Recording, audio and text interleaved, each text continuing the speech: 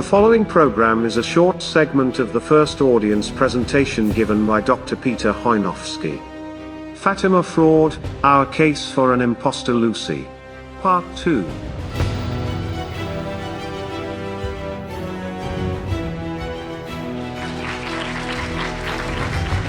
Okay.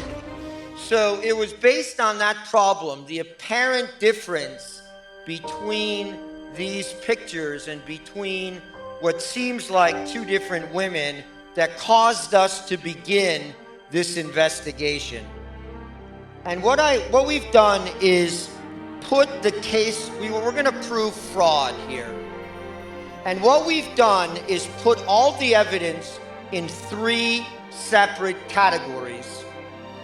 One is the historical, one is the photographic. So if a fraud of this magnitude occurred, then clear inconsistencies, anomalies, and perhaps even a warning from heaven should exist. You think there's going to be a warning from heaven? There is. There is.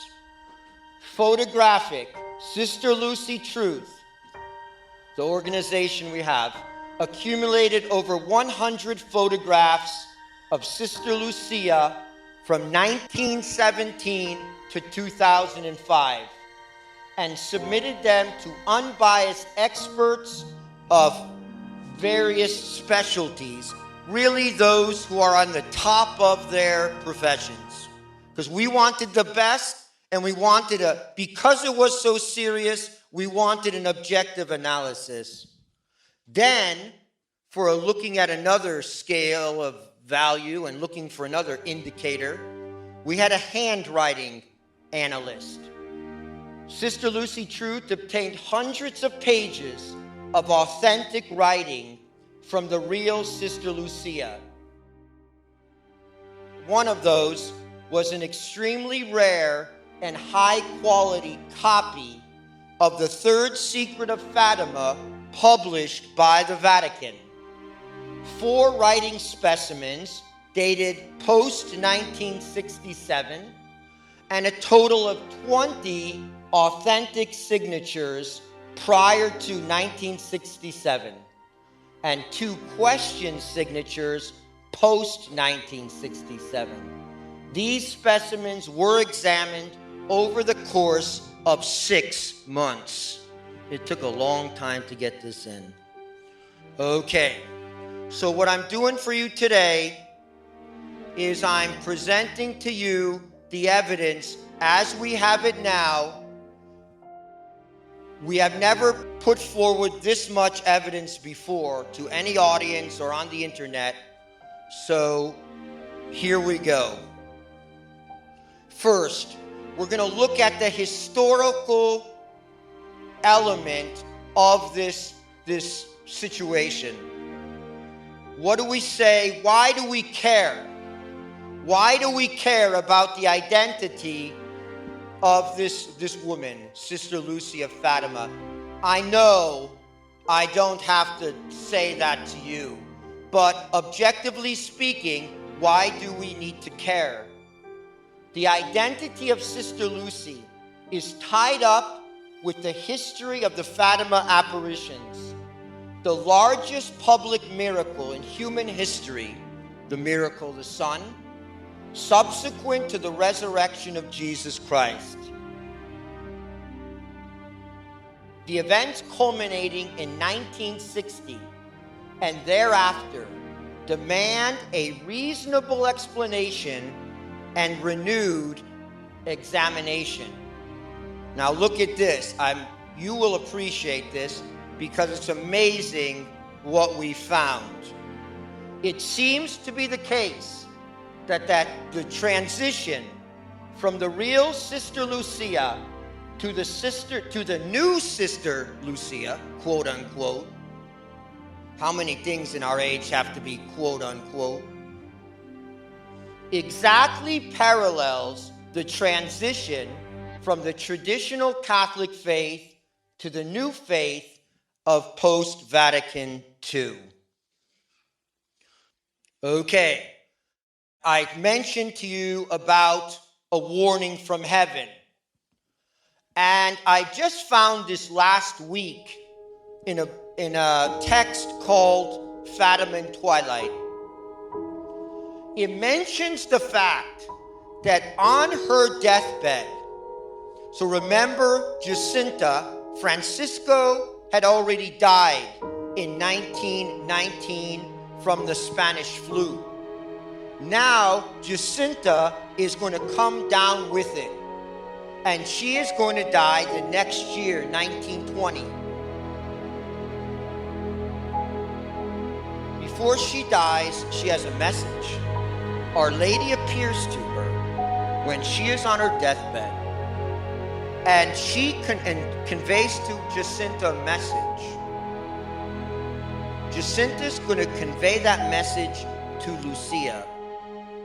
The message was a warning of the grave dangers that threatened Lucy, both at that time and in the future.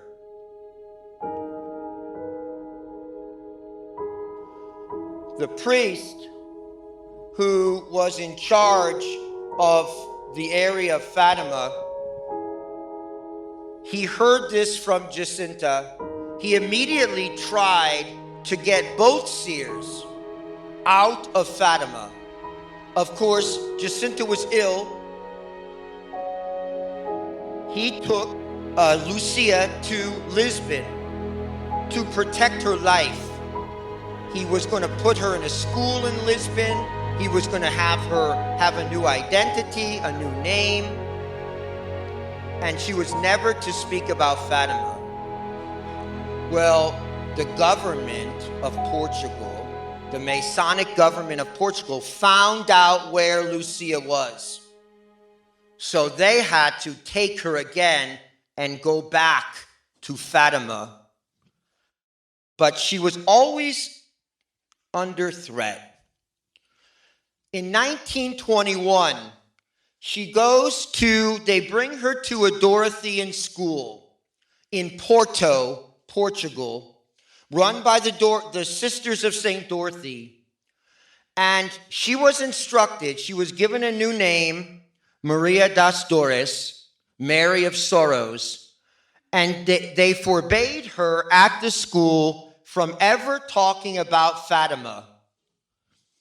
In fact, later, she's going to join herself the Dorothean sisters. And during that whole time, only once was she given permission to speak about Fatima, when they were doing an official study of the apparition. So otherwise she was to maintain silence. So much happened to her as a Dorothean. I focus for one moment on the apparition that she received at Tui, Spain. When the Holy Trinity appeared to her, she was shown the graces and efficacy of the Mass. And she was also shown Our Lady, who held her Immaculate Heart in her hand at the foot of the cross. It was during this apparition that Our Lady came, as she promised, on July 13th, 1917. Our Lady came to her and asked for the consecration of Russia to her Immaculate Heart. So many things happened to Sister Lucy dos Santos of Fatima when she was a Dorothean nun, and you see her habit there. Okay, Lucia does return to Fatima in 1946, and within a few months, she indicates her long-held desire to become a Carmelite. She's going to leave the Dorothean order after over 20 years, and she's going to need permission to go to the Carmelites. Well, strangely enough, that's just the facts. The request is approved by the intervention of Monsignor Giovanni Battista Montini. He signs off on the papers for this transfer. She would go to the Carmel at Coimbra in Portugal. Of course, during this time, there was all talk about this third secret coming out before 1960. Everyone was talking about the cardinal from Portugal, Cardinal Ottaviani. Everyone was looking to that date, 1960. Now, look at this date, December 26, 1957. In this, you have what I believe is the last interview with the real Sister Lucy. It's an interview given to Father Fuentes, who is there as postulator for the cause of the beatification of Jacinta and Francisco. All right?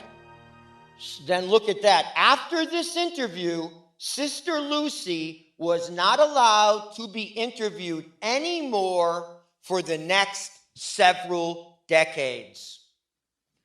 The interview was not published, so she gave the interview, he left, and he went back to Mexico. He was Mexican. The interview was not published until May 1958. But then he gave a conference. Father Fuentes gave a conference in 1958. And first of all, he described the Sister Lucy that he met a few months before. Look what he says. He said, described Sister Lucy's appearance as very sad, pale, and drawn. Now that's the way she appeared. What did she tell Father Fuentes? She told him the chastisement from heaven is imminent. This is December 26, 1957. The chastisement from heaven is imminent. The year 1960 is on us. And then what will happen? It will be very sad for everyone and far from a happy thing if the world does not pray and do penance before then. All right, who thinks that sounds like Sister Lucy? Seems like it sounds like Sister Lucy, the one that we know. So it sounds like Sister Lucy. He has a reason to be there. It sounds like Sister Lucy. Seems like Sister Lucy. But then seems like strange things go on. The interview's published in 1958. Then, in 1959, the Diocese of Coimbra, on July 2nd, 1959, released a disconcerting note, publicly disavowing Father Fuentes, along with the following words of correction, supposedly coming from Sister Lucy about Father Fuentes. This is what she's supposed to say. I know nothing and could therefore say nothing about such punishments, which are falsely attributed to me. This note, issued by the diocese, ends with the following line. The note closes with these words: Sister Lucy has nothing more to say on Fatima.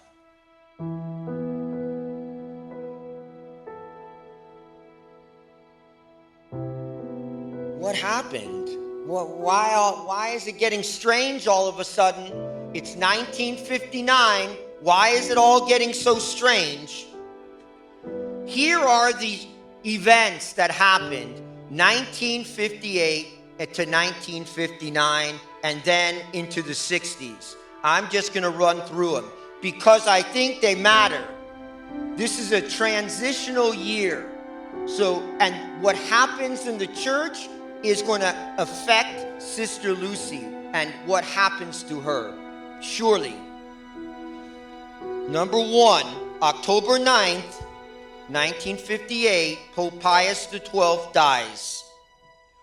On October 26, 1958, in the Conclave, on that day there were 2 releases of smoke.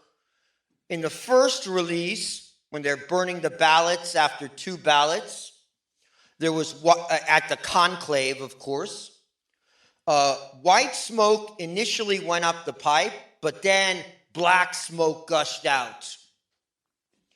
Then, in the evening, the second burning of the ballots on this day, white smoke emerges and it enlivens the crowd, and it indicates to the Vatican radio and the announcers that a pope has been chosen. For 5 minutes, white smoke went up the chimney from the Sistine Chapel. Well, as we know, nobody came out on the balcony that day. They're supposed to come out after 20 minutes. Nobody comes out. What happens? Then, later in the evening, they announced there was a mistake. October 27th, 1958, a penumbral lunar eclipse appeared over Rome from 5:13 p.m. to 6:36. If you think back to Our Lady of La Salette, the church will be in eclipse. Maybe it's just odd. Then, on October 28, 1958, Angelo Roncalli appears on the balcony as John the 23rd. This concerns us, this critical move, and we're going to follow up on it because we want to know what happened in that conclave of 1958.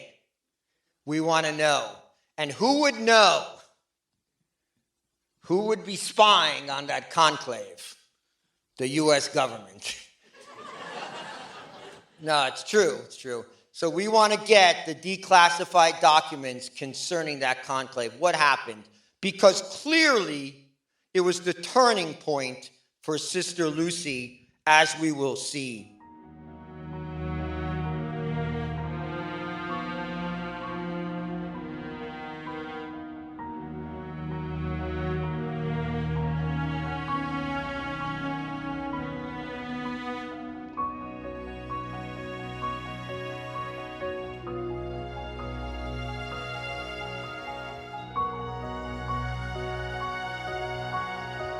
We at Sister Lucy Truth are fighting to finish the investigation. If you are able, and want to see justice for Sister Lucia, please consider sending any size donation to keep us going. Thank you.